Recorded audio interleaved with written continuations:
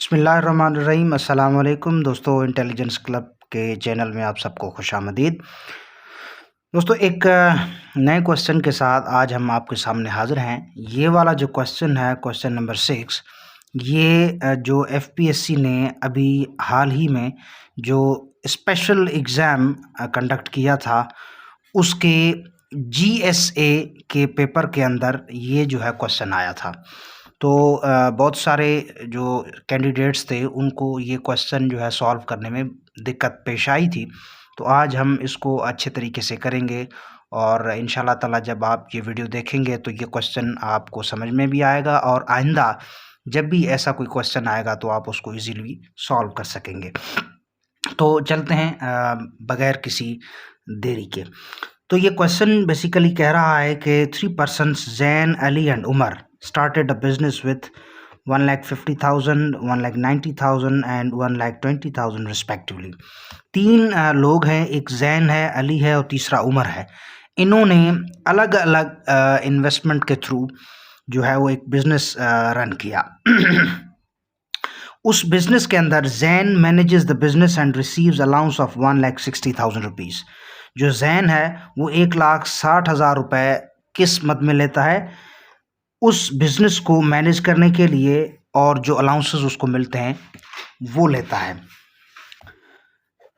और उसके बाद आफ्टर 5 मंथ्स अली विथड्रॉज 90,000 रुपीज़। 5 महीनों के बाद अली जो है वो 90,000 रुपीज़ उसमें से विदड्रॉ कर लेता है। And business is close after 9 months, यानी कि टोटल जो बिजनेस चलता है इनका वो 9 महीने के लिए चलता है। तो इसका मतलब ये है कि जैन, अली और उमर की जो इन्वेस्टमेंट होगी वो 9 महीने के लिए होगी और हम उनकी 9 महीनों की जितनी भी इन्वेस्टमेंट है टोटल वो निकालेंगे, क्योंकि ये जो इन्वेस्टमेंट दी गई है ये इनिशियल इन्वेस्टमेंट है इनकी, और उसके बाद 9 महीनों के बाद जो उनकी इन्वेस्टमेंट होगी उससे हमें अंदाज़ा होगा कि आगे चलकर ये कौन सा और किस तरह से क्वेश्चन जो है सॉल्व होगा।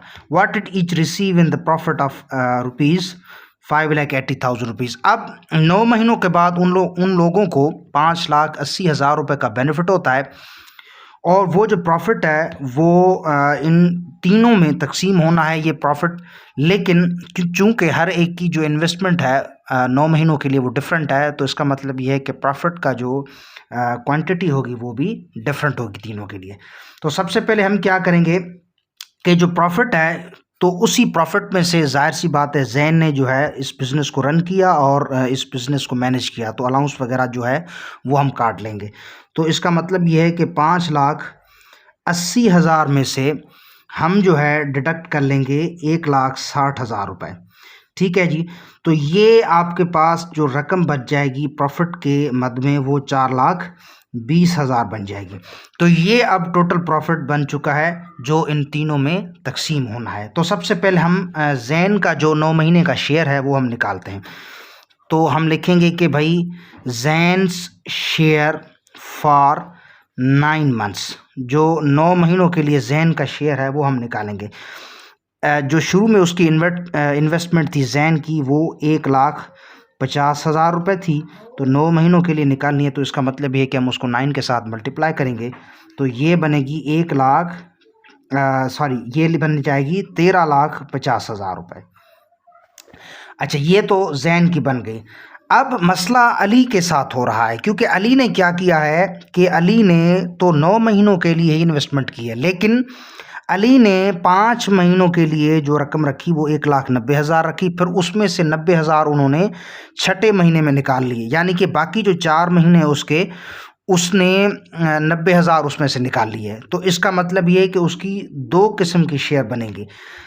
अब अलीज शेयर फॉर 5 मंथ्स, जो 5 महीने हैं पहले, उनमें अली का शेयर जो बनेगा वो 1,90,000 के हिसाब से बनेगा। तो ये 1,90,000 मल्टीप्लाई बाय 5 इसको करेंगे तो ये हमारे पास बन जाएगा 9,50,000 रुपये। ठीक है जी।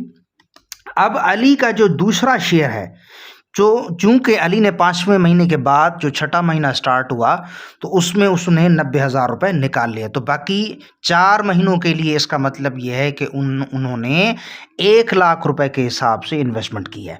तो अलीज शेयर फॉर जो बकिया 4 मंथ्स हैं उनमें कितनी होगी, वो 1,00,000 रुपए थी। 90,000 क्योंकि इसमें से डिडक्ट हो गए तो वो 1,00,000 बन चुकी है। तो इसका मतलब ये है कि अब हम 1,00,000 को मल्टीप्लाई करेंगे किसके साथ, 4 के साथ, तो ये 4,00,000 जो है वो बन जाएगी। तो टोटल जो इसका शेयर बनेगा अली का वो 13,50,000 बनेगा। ठीक है जी, 13,50,000। तो ये अली का शेयर और ये जैन का शेयर। अब उसके बाद उमर का शेयर आता है। उमर्स शेयर फॉर कितने महीनों के लिए उमर का शेयर, वो भी 9 महीनों के लिए है उमर का शेयर, फॉर 9 मंथ्स।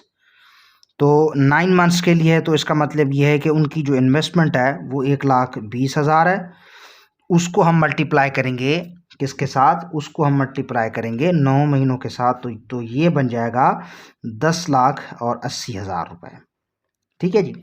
अब तीनों का शेयर हमें मिल चुका है। जैन का शेयर जो बनता है 9 महीनों का वो 13,50,000। अली का जो शेयर बनता है टोटल 9 मंथ्स के लिए वो 13,50,000। और उमर का जो शेयर बनता है वो भी 10,80,000 रुपये बनता है। अब जो कि तीनों का शेयर निकल चुका है तो हम इनका रेशो निकालेंगे। तो 13,00,000 और 50,000 जैन का शेयर है, उसके साथ 13,50,000 रुपये जो है वो अली का शेयर है, और फिर उमर का जो शेयर है वो 10,80,000 रुपये है। ये उमर का शेयर है।